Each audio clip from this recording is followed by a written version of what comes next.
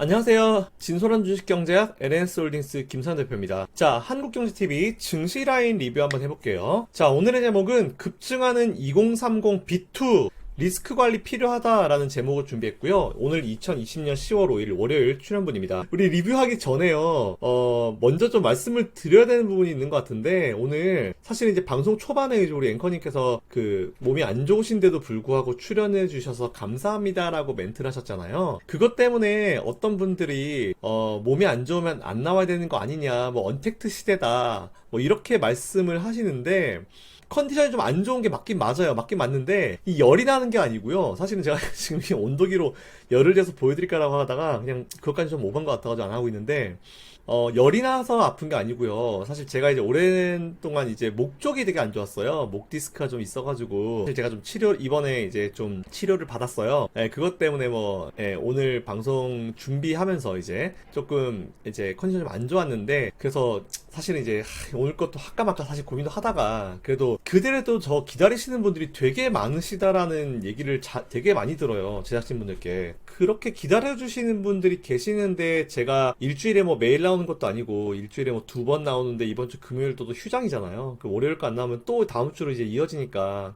그래도 기다리시는 분들이 제가 봤을 때는 훨씬 더 많을 것 같아요. 그래서 이제 웬만하면은 이제 방송은 빠지지 말자. 그래도 이제 저한테 주어진 12분, 13분의 시간이기 때문에 그래도 시청자분들과 약속을 최대한 지키기 위해서 사실은 조금 이제 오늘은 좀 컨디션이 좀 가만히 앉아있기가 좀 많이 힘들었어요. 많이 힘든 상황인데 목 때문에 이게 목이 아니고 이 뒷목 디스크 이것 때문에 그런 거예요. 그러니까 오해 없으셨으면 좋겠고요. 그리고 제가 만약 열이 나잖아요. 그럼 한국경제TV 1층부터 못 들어갑니다. 그리고 해당 층에도 못 들어가요. 앞에 열 관리 다 하고요. 열 체크도 해야 되고 그렇기 때문에 못 들어갑니다. 그래서 열이 나면 제가 안 가죠. 그런 걱정은 안 하셔도 될 것 같고요. 뭐 그 정도로 바보는 아니니까. 목 디스크로 인해서 살짝 벌어진 해프닝이다 라고 좀 생각해 주시면 될 것 같습니다. 뭐 설명이 길었는데 그래도 설명을 쭉 드려야 될 것 같아요. 하여튼 오늘 한번 해보겠습니다. 제목, 급증하는 2030 B2 리스크 관리 필요하다. 잘 아시겠지만 제가 웬만하면은 이제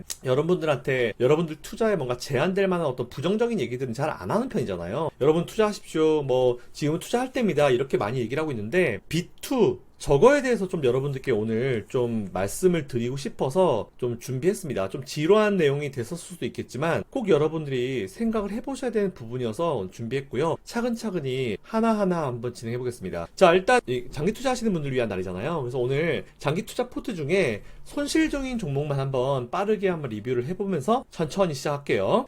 자, 첫 번째 종목입니다. ICD. 이거 하기 전에 지난주에 제가 여러분들 월요일날 출연해서 코덱스 레버리지 매수하시라고 했죠. 코덱스 레버리지, 코덱스 코스닥 150 레버리지 매수하시라고 했죠. 근데 보시면은 제가 지난주 월요일날 출연하고 나서 그날 딱 코덱스 레버리지가 반등을 했고, 그죠? 요날이죠? 요날 반등을 했고, 그날 장중에 매수하셨으면 제가 봤을 때 다 수익이에요. 코덱스 레버리지도 마찬가지고, 코덱스 코스닥 150 레버리지도 제가 지난주 월요일날 출연해서 매수하시라고 하는 이 시점이 완전히 그죠, 단기 바닥권이기 때문에 매수 타이밍은 되게 좋았을 거예요. 어쨌든 뭐 매수하신 분들 지금 수익은 쭉 누리시면서 제가 코덱스 레버리지, 코덱스 코스닥 150 레버리지 리딩 드릴 때 똑같이 그 멘트 들으시면서 하시면 될 것 같아요. 자, 손실 중인 종목 가보죠. ICD 보겠습니다. 지난주 화요일 종가 기준으로 마이너스 3.36% 손실 중이에요. 근데 뭐 시장 밀리면서 같이 밀렸고 시장 올라가면서 같이 턴을한다고 있기 때문에 지금 뭐 도치 형태 이런 흐름 굉장히 좋습니다. 자, 신규 매수, 추가 매수 가능 의견 제시해 드릴게요. 자, 두 번째 셀트리온 헬스케어 볼게요. 0.23% 정도 오늘 올라오고 있고요. 지난주 월요일 날 사실 합병 관련 얘기가 나와서 확 주가 한번 올라갔는데, 결국은 종가 기준으로는 보합권 마감했어요. 그리고 화요일날도 거의 보합권 마감했고요. 오늘은 아래꼬리 달아주고 있는데 사실 더 이상 빠질 것 같진 않습니다. 셀트리온 헬스케어 일단은 어떻게 될지 좀 지켜보겠지만, 그렇다 해도 신규 매수, 추가 매수도 그렇게 어려운 자리는 아닌 것 같아요. 그에 따라서 셀트리온 헬스케어도 관심을 좀 가져주시면 될 것 같고요. 자, 마지막 오늘 사실은 제일 좀 이슈가 되는 종목이었고 우리 포트 중에 사실 제일 유일하게 문제가 되는 종목인데 SK바이오팜입니다. 자, 보면은 SK바이오팜 SK바이오팜이 오늘 빠지는 이유는 기관 처음에 사실 신규 상장하고 나서 기관 쪽의 보호예수 물량, 일반적으로 신규 상장하는 기업들은요 기관들이 물량을 많이 가지고 있기 때문에 기관들이 물량을 내놓지 못하게 특정 기간 동안 딱 잡아놔요. 그게 보호예수가 오늘자부터 풀립니다. 그래서 최근에 잘 아시겠지만 시장에서 보면은 이제 기관들이 매도를 많이 하잖아요. 그래서 SK바이오팜 같은 경우도 기관들 단가 기준으로 최소한 2에서 3배 정도 지금 이제 수익이기 때문에 언제든지 매도 물량이 나올 수 있다. 이에 대해서 불안감을 가지고 매도 물량이 오늘 나오는 거다라고 볼 수 있는데 오늘 알아요.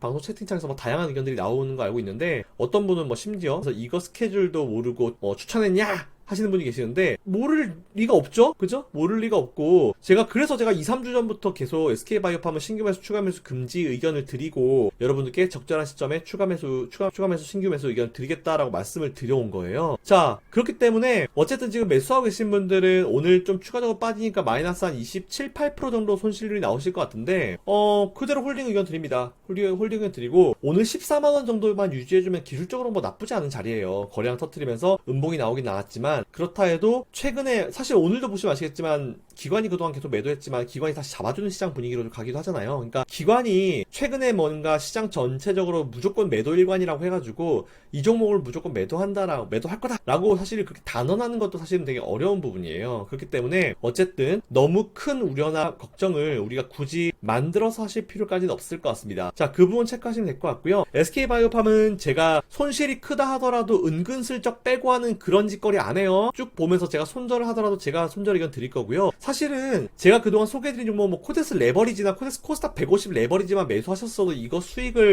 손실을 상쇄하고도 남는 수준이죠. 제가 지금까지 소개해드린 종목 중에 거의 95, 6% 이상이 다 수익 실현이 끝난 종목이기 때문에 이게 조금 문제가 된다 하더라도 크게 여러분들 포트에 문제가 되는 상황은 전혀 아니에요. 단 문제는 이 종목을 처음으로 매수하신 분들이 문제인데 그렇다 하더라도 이 종목은 그대로 홀딩 포지션 취하시면서 제가 제시해드린 최초 비중 10% 비중만 그대로 잘 유지해 주시면 될 것 같습니다. 그럼 그 이후에 제가 추가 매수, 신규 매수 의견 드리면서 단가 조절해서 여러분들께 잘 이제 멘트를 이어갈 거니까 너무 큰 걱정하지 마시고 SK바이오팜 기업 내에 어떤 펀더멘탈에 문제가 있는 게 아니기 때문에 게다가 오늘 또 바이오 제약주들 다 안 좋죠. 네, 그런 여러 가지가 이슈가 엮여서 이렇게 된 거니까 어쨌든 그대로 추가 의견, 추가 신규 매수 의견은 잠깐 자제. 하지만 제가 타이밍 잡아서 의견 드리겠다라는 말씀 드리겠습니다.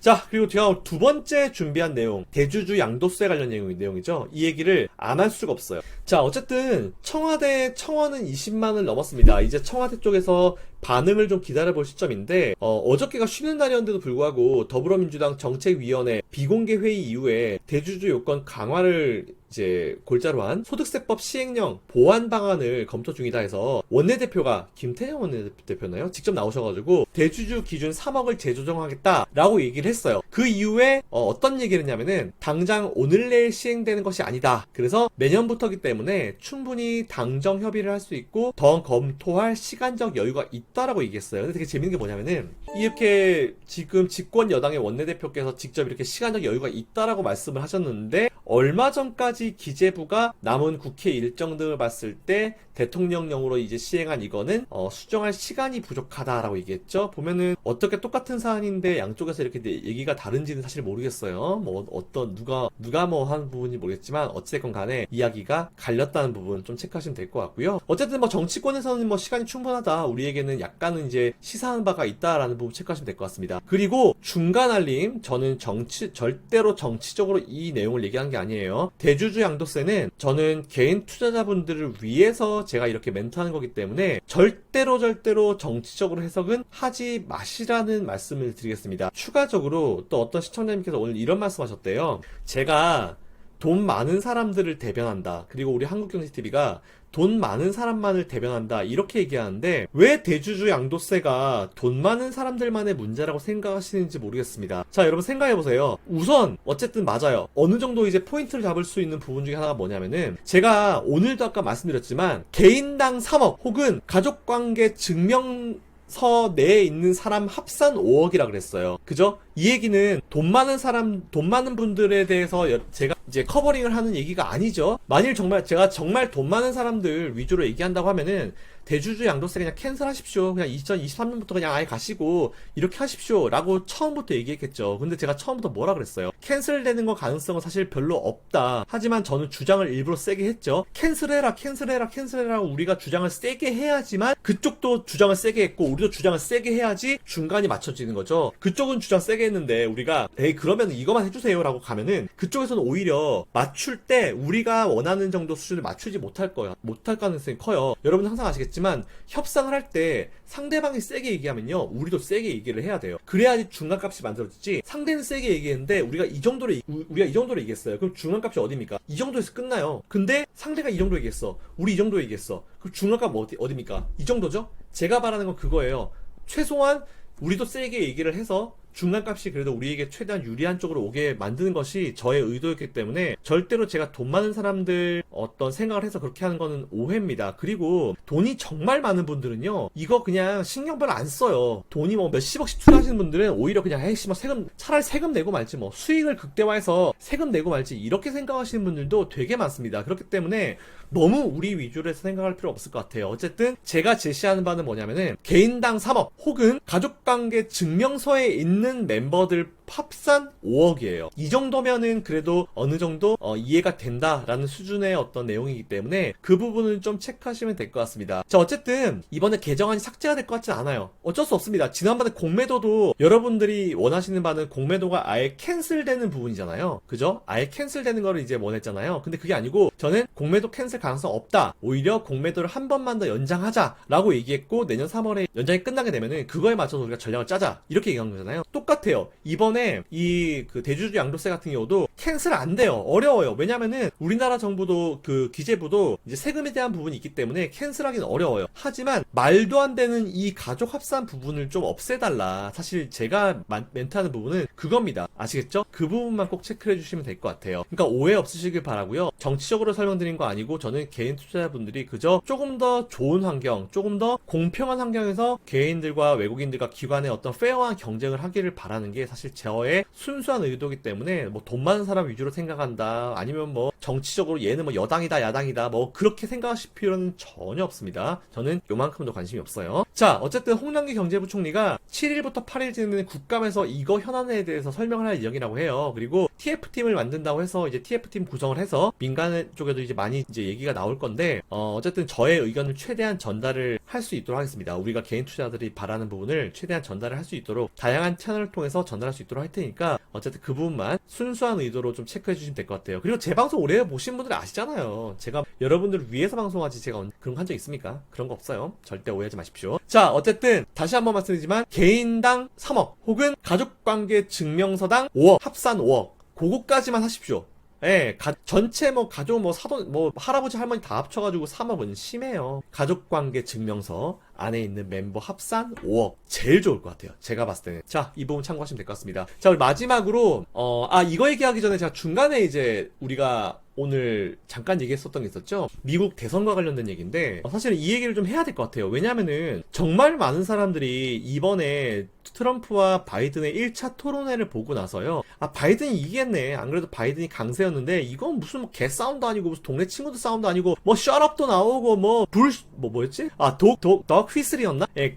강아지 호루라기 있잖아요. 그것도 되게 그래요. 뭐 자세한 설명은 좀 그렇지만 발언 자체 단어 하나 자체가 정말로 초딩 싸움 수준의 어떤 내용이 진행됐는데 제가 이번 주에 지난번에 이제 토론회를 갖다 켜놓고 사실 웃으면 전 되게 아픈 상황이었는데 토론회를 켜놓고 그걸 보다가 너무 웃긴 거예요. 너무 웃겨가지고 혼자서 크크 진짜 너무 아파 죽겠는데 크크 하면서 제가 사실 참았거든요. 예, 아무튼 이제 그래요. 그래서 제가 그거에 대해서 좀 멘트를 좀 드려야 될 것 같은데 너무 많은 사람들이 지금 바이든 우세, 이에 따라서 그린 뉴딜, 뭐 신재생에너지, 매수 너무 이쪽으로만 쏠리고 있어요. 그래서 제가 여러분들께 좀 팩트 체크를 해드릴게요. 미국에 있는 친구 얘기 들어보면요, 그리고 미국에 있는 우리 구독자님이나 다양한 분들의 얘기를 들어보면은 지금 우리가 일반적으로 알고 있기로는 바이든이 우세하다 그러는데 아니에요. 오히려 트럼프를 지지하는 층들이 굉장히 강해가지고 서로 간에 뭔가 단합력 자체가 굉장히 올라가는 상황이고요. 오히려 이번에 트럼프가 이번에 아파가지고 이제 코로나19 걸렸잖아요. 근데 이게 전략이다라는 부분도 있고, 만일 여기서 트럼프가 보세요. 백악관내에서도 혼선이 났어요. 의료진들은 뭐 그렇게 아프진 않다. 근데 비서진들은 좀 이번에 좀 많이 안 좋았다 이렇게 얘기하면서 서로 혼선이 만들어지고 있잖아요. 근데 제가 봤을 때 의심스러운 거야. 어떤 거냐면은 소설을 좀 써보면은 트럼프가 일단은 코로나 걸렸는지 안 걸렸는지 모르겠어. 근데 안 걸렸다 하더라도 그것도 전략이에요. 근데 걸렸다. 어쨌든 그러다 봤을 때 트럼프가 사실 이제 안 걸리고 코로나19가 걸리지 않고 그냥 막 나와가지고 하면은 코로나19 환자들이나 아니면 일반 국민들이 코로나19 때문에 불안한 상황인데 대통령 지는 뭐 아파보지도 않고 이렇게 얘기할 수 있잖아요. 근데 트럼프가 코로나 걸렸어. 그것도 마치 TV 토론회가 이번 주 다음 주에 있는데 뭐 이번 주는 캔슬되겠죠. 다음 주와 다다음 주 15일 20일이죠. 있는데 어찌됐건 간에 이번 주에 딱 코로나가 걸려서 치료를 받고 그 다음 15일 거는 못 나간다 봤을 때 22일 토론회까지 트럼프가 만일 완치가 돼서 나왔다라고 하면요. 이거는 유일하게 지금 바이든 측에서 뭐 다양한 게 있긴 있지만 제일 공격을 많이 받고 있는 게 코로나19 관련 이슈인데 그거 관련해가지고 트럼프가 나도 아팠다. 하지만 내가 지금까지 얘기했던 렘데시비르 그리고 등등등 다양한 약들을 맞았고 그로 인해서 완치했다. 정말 나도 아팠고 이제 아마 이제 나중에 완치돼가지고 이제 인터뷰하면 온갖 얘기 다 하겠죠. 막 나 산소호흡기도 끼고 한때는 뭐 위험한 수준 갔었는데 우리 훌륭한 미국의 의료진들이 나를 보호해줬고 미국의 훌륭한 기업들이 개발한 렘데시비르 같은 치료제들이 결국은 먹혔다는 얘기다. 이게 치료제가 아니고 뭐겠냐. 나도 아팠다. 근데 나도 나았다. 이거 맞고 나왔다. 이게 치료제다. 이렇게 얘기를 할 수 있는 거예요. 그러면은 대선 전까지 치료제를 어쨌든 개발하겠다라고 했었던 트럼프 본인의 의견을 본인이 아픔으로써 솔선수범함으로써 증명한 셈이 되는 거죠. 그리고 트럼프도 모든 국민과 뭔가 이제 이렇게 아픔을 함께하는 그런 대통령의 이미지도 만들어가면서 지지율 자체를 완전히 바꿔버릴 수 있을 만한 정말 좋은 기회가 됐다라고 좀 생각하고 있어요. 일단 여기까지 소설이었는데 여러분 잘 아시겠지만 정치는요 거의 소설에 가깝게 분석하셔도 돼요. 잘 아시겠지만 여러분 정치 드라마 이런 거 많이 보시면 나오는 내용들이 그냥 나오는 내용이 아니에요. 아픈 척 드러눕고 이런 게 그냥 나오는 게 아닙니다. 지지층들을 더 결속시킬 수 있는 정말 좋은 것. 그리고 이번에 트럼프가 또 오늘 아까 나왔잖아요. 나와가지고 그 경호진들 차 타고 이제 밖에 있는 지지단에 와가서 대통령님 힘내십시오 막 이러고 이제 나가가지고 이제 차 타고 손 흔들었잖아요. 이게 모든 게 뭔가 하나에 딱 완벽하게 짜져 있는 시나리오 같다는 느낌이 너무 강해요. 아무튼 간에 그렇습니다. 소설은 소설인데 제가 봤을 때는 100% 소설은 아닐 거예요. 분명히 제가 봤을 때는 어쨌든 간에 이로 인해서 트럼프는 굉장히 뭔가 이제 우세한 완치가 돼서 돌아온다 하면은 제가 봤을 때 15일 토론회까지는 무리예요. 22일 토론회는 분명히 나올 겁니다. 그랬을 때 분명히 뭔가 승기를 잡을 수 있을 만한 좋은 어떤 내용들을 가지고 올 거다라는 그런 부분 좀 체크하시면 될 것 같고요. 그리고 자 이미지 한번 보여드릴게요. 자 제가 준비한 이미지 한번 보시죠. 자 본 이미지 같은 경우는 참 이거 설명을 안 할 수가 없어가지고 제가 준비한 내용인데요. 오른쪽에는 트럼프 대통령이죠. 그리고 왼쪽엔 누구냐면은 크리스 월리스라고요. 이번에 트럼프와 바이든 TV 토론회 1차 토론회를 중간에 사회를 본 분이에요. 이 크리스 월리스 같은 경우는 굉장히 유명한 앵커다라고 보시면 됩니다. 폭스 뉴스의 앵커고요. 그동안 폭스 같은 경우는 트럼프 대통령을 거의 노골적으로 지지를 했잖아요. 근데 이분은 폭스뉴스에서 거의 이단화로 불리는 앵커입니다. 이번에 정말 다시 한번 좀 진가를 드러냈는데 이번에 TV 토론에서 이제 또 그랬고 지난번 단독 인터뷰에서도 사실과 뭔가 다르거나 뭔가 과장된 거를 조목조목 반박하면서 팩트 체크를 진행을 한 인물로 되게 유명해요. 그래서 이제 예전에 그 언제였죠? 17일 지난달 17일이었나? 그때 이제 백악관에서 녹화해가지고 폭스뉴스 썬데이랑 인터뷰에서 각종 현안에 대해서 정말 허심탄회하게 이제 이 두 분이 논쟁을 벌였는데 그때 당시 뭐였냐면은 이제 월리스가 최근에 미국 코로나19 신규 확진자가 크게 증가했다라고 얘기했는데 트럼프가 바로 검사를 많이 해서 그렇다라고 얘기했고요. 월리스가 바로 검사로 37% 증가했는데 확진자는 194% 증가했다라고 얘기했더니 트럼프가 그들 중에 다수다. 내 생각에는 99.7%가 금세 나을 것이다. 이렇게 얘기했어요. 그러니까 서로 치고받고를 둘이서 되게 많이 해요. 자, 근데 뭐 이런 부분이 중요한 게 아니고요.